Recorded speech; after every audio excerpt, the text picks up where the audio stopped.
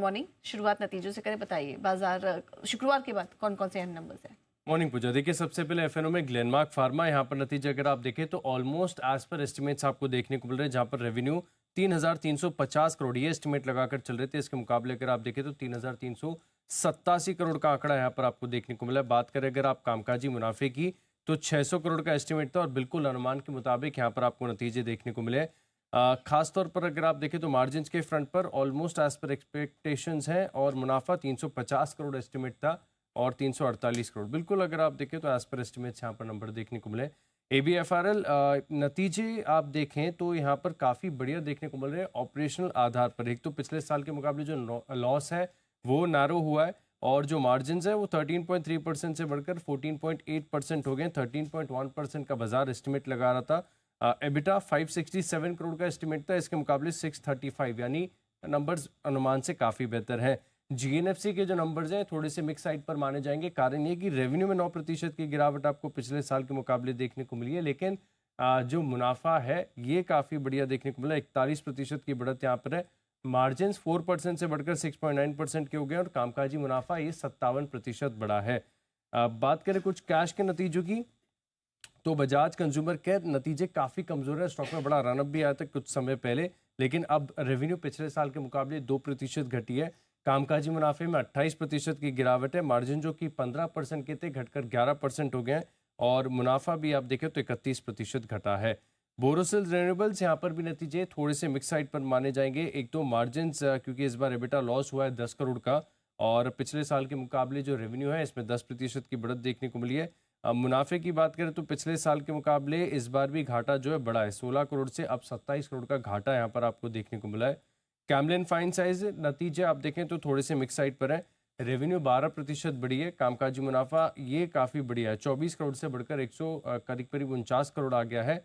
Margin जो कि 6% के थे बढ़कर 11% हो गए और टोटल जो मुनाफा है इसमें कुछ एडजस्टमेंट से चेक भी करेंगे। डेल्टा वाटर की बात करें तो नतीजे हाल ही की लिस्टिंग है और बढ़िया देखने को मिल रहा है। 13% की बढ़त है कंपनी की रेवेन्यू में।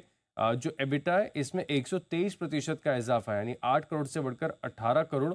मार्जिन जो कि 18% के थे बढ़कर 36% हो गया है और मुनाफे में भी 127% का जंप देखने को मिला है। GSK फार्मा अगेन बढ़िया नंबर्स है। जो मुनाफा है ये 46 करोड़ से बढ़कर करीब करीब 230 करोड़ हो गया है। कामकाजी तौर पर भी देखें तो तिमाही काफ़ी बढ़िया रही है, 34% का जंप आपको एबिटा में नजर आएगा। और बढ़िया बात है कि ग्रोथ आई है वो भी मार्जिन एक्सपेंशन के साथ, 27% से अब 31% के एबिटा मार्जिन कंपनी ने रिपोर्ट किए हैं। पॉलीप्लेक्स कॉर्पोरेशन 15% रेवेन्यू बढ़ी है। कामकाजी मुनाफा काफ़ी बढ़िया, 50 से 121 करोड़। मार्जिन 3.2% से बढ़कर 7% और मुनाफे में भी अगर आप देखें तो तकरीबन 12 गुने की बढ़त आपको देखने को मिली है। RVNL नतीजे हैं फ्लैट। एक तो रेवेन्यू यहाँ पर 3% की गिरावट है। कामकाजी मुनाफा ये करीब 4% घटा है। मार्जिन ये बिल्कुल स्थिर देखने को मिले और मुनाफे के आंकड़े में 13% की गिरावट है, 311 करोड़ का आंकड़ा है। और संदूर मैंगनीज यहाँ पर भी आप नजर रखिएगा, बढ़िया नतीजे। मुनाफा 9 करोड़ से 137 करोड़ हो गया है। 11% के मार्जिन बढ़कर 25% हो गए। कामकाजी मुनाफा और रेवेन्यू यहाँ पर भी अगर आप देखें तो काफी बढ़िया इजाफा है। ठीक है, तो कैश सेगमेंट से ये ढेर सारे नतीजे और इसके अलावा वायदा बाजार से ग्लेनमार्क फार्मा, GNFC, आदित्य बिरला फैशन, इन कंपनियों ने अपने नतीजे घोषित किए, तो आज यहाँ पर फोकस रहेगा।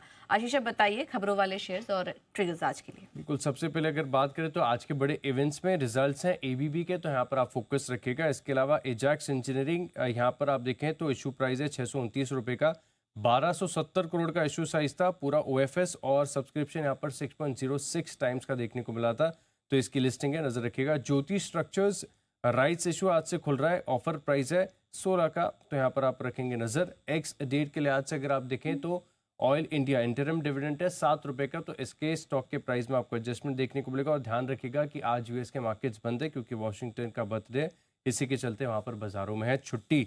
बात करें बड़ी खबरों की तो BHEL, इसको आप रडार पर रख के चल सकते हैं क्योंकि LOI मिला है इन्हें 6700 करोड़ के पावर प्रोजेक्ट के लिए, तो इस पर नजर रखिएगा। इसके अलावा M&M यहाँ पर भी आपको पॉजिटिव एक्शन देखने को मिल सकता है क्योंकि महिंद्रा XEV9e और BE6 EV, ये जो खबर इन्होंने EV लॉन्च की थी, इसको रिस्पांस काफ़ी देखने को मिला है। 30,000 करीब 180 बुकिंग यहाँ पर आपको देखने को मिली और बुकिंग की वैल्यू आप देखें तो 8,472 करोड़ है। और इन्होंने बताया कि पिछले 24 घंटे में इतनी बुकिंग देखने को मिली है जो कि पूरी भारत की ईवी सेल्स का 30% हिस्सा है। इसके अलावा लिकर स्पेस पर भी आप नजर रखेंगे। दो खबरें, एक तो जो बियर कंज्यूमिंग राज्य है यहाँ पर जो प्राइस हाइक है ये देखने को मिल सकता है, और साथ में अगर आप देखें तो भारत ने जो बॉर्बन विस्की है इस पर जो कस्टम ड्यूटी है वो 150% से घटाकर अब 50% कर दी है। तो जैक डैनियल, जिम बीम, ये दो पॉपुलर अमेरिकन विस्की ब्रांड है, यहाँ पर आप नजर रख के चल सकते हैं। पीसीबीएल केमिकल्स एक चाइना की कंपनी के साथ इन्होंने टेक्नोलॉजिकल ट्रांसफर का जो अग्रीमेंट है ये करार किया है। कुछ फार्मा स्टॉक्स हैं आप रडार पर रख के चलेंगे, जैसे कि एलम्बिक फार्मा, जहां पर यूएसएफडीए से जारोड प्लांट को ईआईआर मिला है, और साथ में अगर आप देखें तो 14 से लेके 22 नवंबर के बीच में इस प्लांट की जांच की गई थी। जाइडस लाइफ साइंसेज, यहाँ पर अभी आप नजर रखिएगा, यहाँ पर यूएसएफडीए से जो अंबरनाथ प्लांट है इसे क्लीन चिट मिल गई है, और हाल ही में 10 से लेके 14 फेब के बीच में ये जांच चली थी।